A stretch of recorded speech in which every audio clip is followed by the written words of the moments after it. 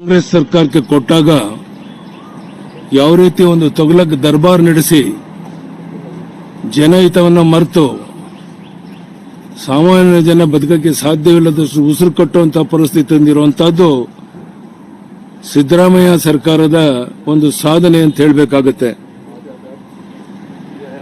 ಮುಸ್ಲಿಮರಿಗೆ 4% ಮೀಸಲಾತಿ ಕಾಮಗಾರಿಗಳಿಗೆ ಇದೊಂದು ಅಲ್ಪಸಂಖ್ಯಾತ ತುಷ್ಟೀಕರಣ ನೀತಿ.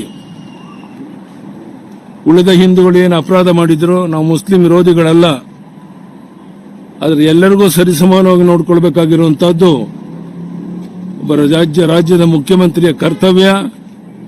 ಅದನ್ನು ಮಾಡದೇನೆ ಹಿಂದೂಗಳಿಗೆ ದ್ರೋಹ ಮಾಡಿರುವಂತಹ ಕೆಲಸವನ್ನ ಮಾಡಿದ್ದಾರೆ. ಪ್ರತಿ ತಿಂಗಳು ಒಂದಲ್ಲ ಒಂದು ರೀತಿ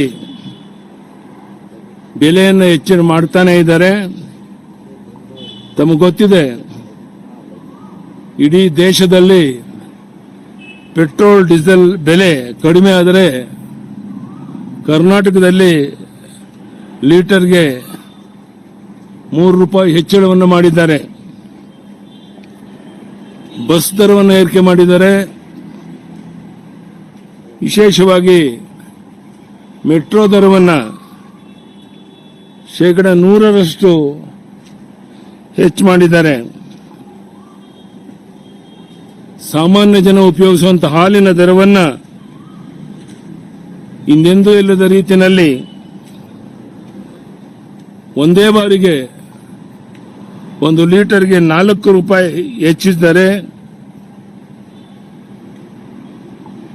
ಒಂದೇ ವರ್ಷದಲ್ಲಿ 1 ಲೀಟರ್ ಹಾಲಿಗೆ ಒಟ್ಟಾರೆಯಾಗಿ ₹9 ಹೆಚ್ಚಿಗೆ ಮಾಡಿದ್ದಾರೆ.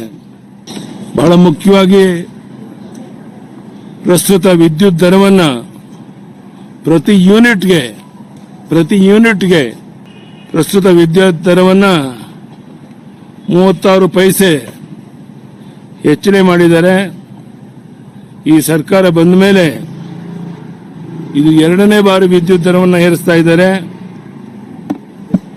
ಇದರಿಂದ ಸಣ್ಣ ಮಧ್ಯಮ ವರ್ಗದ ಜನ ಜೀವನ ಮಾಡಕ್ಕೆ ಸಾಧ್ಯವಿಲ್ಲದಷ್ಟು ಉಸಿರು ಕಟ್ಟುವಂತಹ ಪರಿಸ್ಥಿತಿ ಬಂದಿದೆ.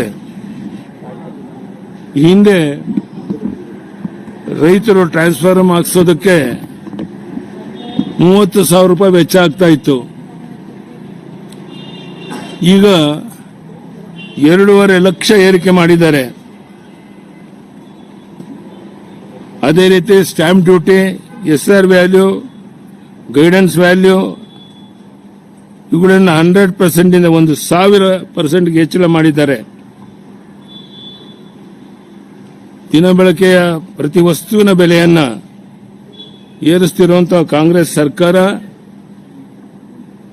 ಜನರನ್ನ ನೆಮ್ಮದಿಯಿಂದ ಬದುಕಕ್ಕೆ ಬಿಡ್ತಾ ಇಲ್ಲ. ಸರ್ಕಾರ ಈ ಜನವಿರೋಧಿ ಬೆಲೆ ಏರಿಕೆಯನ್ನ ಕೂಡಲೇ ಹಿಂದಕ್ಕೆ ಪಡಿಬೇಕು ಅಂತೇಳಿ ನಾವು ಅಹೋರಾತ್ರಿ ನಾಳೆ ಧರಣಿ ಸತ್ಯಾಗ್ರಹ ಮಾಡ್ತಾ ಇದ್ದೇವೆ. ನಾನು ಅದರಲ್ಲಿ ಭಾಗವಹಿಸ್ತಾ ಇದ್ದೇನೆ.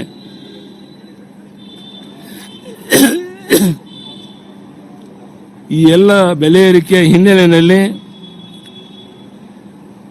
ಸಾಮಾನ್ಯರು ಬದುಕಕ್ಕೆ ಸಾಧ್ಯ ಇಲ್ಲದಿರುವಂತಹ ಉಸಿರು ಕಟ್ಟುವಂತಹ ಪರಿಸ್ಥಿತಿ ಬಂದಿದೆ. ಬಿಜೆಪಿ ಏಪ್ರಿಲ್ 2ನೇ ತಾರೀಕು ನಾಳೆ 11 ಗಂಟೆಯಿಂದ ಫ್ರೀಡಂ ಪಾರ್ಕ್ನಲ್ಲಿ ಅಹೋರಾತ್ರಿ ಧರಣಿ ಮೂಲಕ ಪ್ರತಿಭಟನೆಯನ್ನ ಪ್ರಾರಂಭ ಮಾಡ್ತಾ ಇದ್ದೇವೆ. ಈ ಹೋರಾಟದಲ್ಲಿ ನಾನು ಸಹ ಭಾಗವಹಿಸ್ತಾ ಇದ್ದೇನೆ. ಯಾರ್ಯಾರು ನೋವನ್ನು ಅನುಭವಿಸ್ತಾ ಇದ್ದಾರೆ, ಪಕ್ಷ ಭೇದ ಮರೆತು ಅವರೆಲ್ಲರೂ ಬಂದು ಈ ಕಾರ್ಯಕ್ರಮದಲ್ಲಿ ಭಾಗವಹಿಸಿ ಈ ಹೋರಾಟವನ್ನು ಯಶಸ್ವಿ ಮಾಡಬೇಕು ಅಂತೇಳಿ ನಾನು ವಿನಂತಿಯನ್ನು ಮಾಡ್ತೇನೆ. ಸಿಎಂ ಕುರ್ಚಿಗಾಗಿ ಮುಸ್ಕಿನ ಗುದ್ದಾಟ ನಡೀತಾನೆ ಇದೆ. ಅಂದ್ರೆ ಅವರಿಗೆ ಮುಖ್ಯಮಂತ್ರಿ ಯಾರಾಗಬೇಕು ಅನ್ನೋದು ಮುಖ್ಯ ಹೊರತು ಜನ ಅಂತ ಮುಖ್ಯ ಅಲ್ಲ. ಈ ರೀತಿ ಒಂದು ವಿಚಿತ್ರವಾದ ಪರಿಸ್ಥಿತಿಯನ್ನು ಕರ್ನಾಟಕದಲ್ಲಿದೆ.